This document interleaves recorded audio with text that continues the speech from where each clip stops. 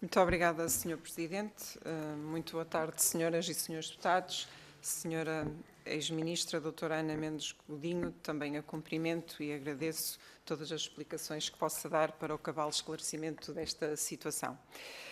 Dizer que, da parte do grupo parlamentar do PSD, nós temos dado extrema importância ao tema, aliás, como já demos no passado, em que solicitamos algumas audições na passada legislatura, e o que foi público é que o Partido Socialista sempre se recusou a abordar este tema, inviabilizando algumas audições que tínhamos, que pretendíamos na altura, e, portanto, é típico do Partido Socialista, digamos que fugir a este assunto, e verificou-se ao longo destas audições que terminam amanhã, que para o Partido Socialista a grave situação financeira da Santa Casa da Misericórdia traduz-se numa palavra, ou em duas palavras, ou três se quisermos, a demissão querem explicações sobre a demissão da ex-provedora doutora Ana Jorge. E, portanto, para o Partido Socialista,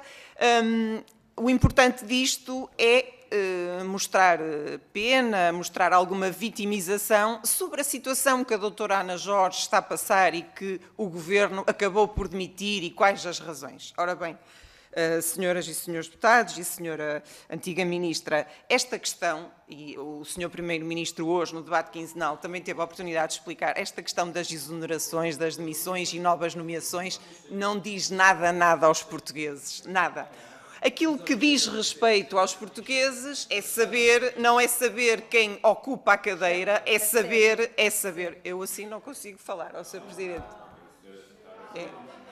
Aos portugueses, o que importa saber não é se a doutora Ana Jorge sai, ou quem vai para lá, ou quem entra. O que importa saber é se a Santa Casa da Misericórdia de Lisboa continua em condições de prosseguir a sua missão social. Uma missão tão honrosa junto das pessoas, junto das famílias mais carenciadas, na área da saúde, com milhares de trabalhadores extremamente dedicados, um projeto extremamente ambicioso, e o que importa saber é se temos a Santa Casa em condições de prosseguir e com sustentabilidade para assegurar isso no momento e no futuro. E, nesse sentido, senhoras e senhores deputados, o que importa também ainda saber e referir é porque é que a senhora ministra não deu a senhora ex-ministra não deu a devida importância a este tema. Porque no dossiê de transição não acautelou a sinalização deste assunto, junto da atual ministra, da doutora Maria do Rosário Palma Ramalho. Não há qualquer evidência da importância desse assunto da sua parte no dossiê de transição. Sobre isto ainda perguntar-lhe o seguinte, senhora ministra, e com base naquilo que foi dito hoje aqui pela doutora Ana Jorge. Os vencimentos dos membros da mesa foram aumentados por despacho da senhora antiga ministra do Trabalho. Foram aumentados. E a questão que importa esclarecer é, perante esta situação de gravidade financeira que a Santa Casa está a passar, como é que a senhora ministra toma uma opção política destas de subir ou redigir? Foi dito hoje aqui pela doutora Ana Jorge que redigiu um despacho que aumentou os seus vencimentos. Porquê que não optou, foi dito hoje aqui, porquê que não optou... Senhor Presidente, eu depois vou precisar de tempo para... Não, foi dito hoje aqui pela doutora Ana Jorge... Senhores deputados, a senhora deputada, permita-me só interromper. Vamos ouvir a senhora deputada Carla Barros até ao fim.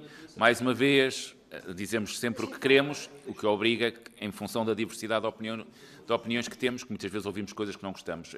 Pode ser o caso para algumas das bancadas, mas temos que dar a palavra à senhora deputada Carla Barros. Questionada a senhora doutora Ana Jorge sobre o aumento dos vencimentos dos membros da mesa, a própria referiu que isso decorreu de um despacho da senhora ministra e, portanto, a responsabilidade é sua, ex-ministra. E a questão é, tendo em conta que a própria também referiu hoje de manhã que estavam também em causa o pagamento dos vencimentos, que havia trabalhadores, essencialmente os assistentes operacionais, que tinham salários tão baixos, porque é que a senhora ministra, perante uma gravidade e uma situação destas financeira e social dos trabalhadores, não fez outras opções? Depois, relativamente à questão do projeto de internacionalização, também era importante referir, mas antes do processo de internacionalização, referir ainda às questões financeiras. A injeção de cerca de 34 milhões de euros da Segurança Social na Santa Casa, aquilo que nos foi dito e que é dito é que resulta de um aditamento ao acordo de cooperação do Ministério com a Santa Casa e que decorre de uma fatura que a Santa Casa apresenta ou de uma dívida que apresenta ao Governo, ao seu Ministério, dizendo que há trabalho do tempo da pandemia que não foi pago, que custou 34 milhões e que tinha que ser pago. Tudo isto foi feito muito em silêncio, porque em poucos dias a Santa Casa recebeu a injeção de 34 milhões. Estes 34 milhões da Segurança Social são contribuições das empresas, contribuições dos trabalhadores, e este dinheiro tem que ser muito bem esclarecido. Se ele não foi instrumento para uma almofada financeira na Santa Casa de Misericórdia, porque, senhoras e senhores deputados e senhora ex-ministra, as outras instituições particulares de solidariedade social, as centenas que existem por este país fora, também enfrentaram a pandemia, também estão com dificuldades financeiras, também certamente poderiam apresentar, à semelhança que a Santa Casa da Misericórdia fez, uma fatura do trabalho que foi prestado e não foi pago. E isso nós sabemos que esses aditamentos devem ser feitos ao acordo de cooperação, só foram feitos no passado com quem o Governo os queria fazer. Não foi com toda a gente e, portanto, é preciso aqui criar também alguma igualdade, alguma justiça naquilo que, na forma como se toma as decisões políticas. Sobre o projeto de internacionalização, a senhora Ministra já referiu que não, portanto, quando chegou, o projeto já estava em andamento e que criou a empresa com 5 milhões para o único sócio, que é a Santa Casa da Misericórdia de Lisboa, e que depois fez um reforço de 50 milhões.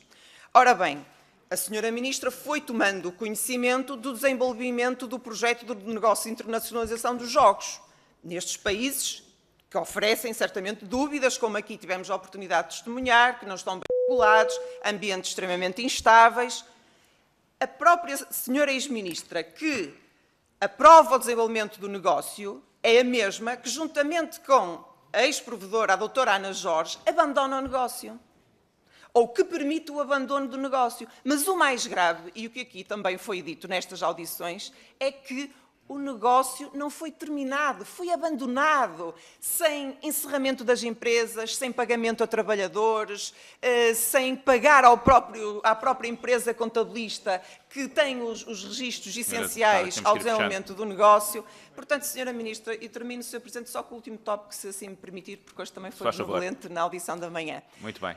Relativamente à questão da privatização dos jogos sociais, a senhora doutora Ana Jorge referiu que sim, houve uma reunião sobre o tema, com Vossa Excelência, na qual ela não esteve, ela, a senhora provedora, à época, não esteve presente e, portanto, o que nós queríamos saber era que reunião foi essa com o administrador, o que é que foi desenvolvido nessa reunião, porque parece que a senhora ex-ministra terá dito sobre esse tema não quero avançar. Porquê que houve essa reunião? Em que consistia essa reunião? Que atores é que estavam envolvidos nesse tema da possibilidade da privatização dos jogos sociais que foi colocado pela Santa Casa da Misericórdia? Muito obrigado, senhora deputada.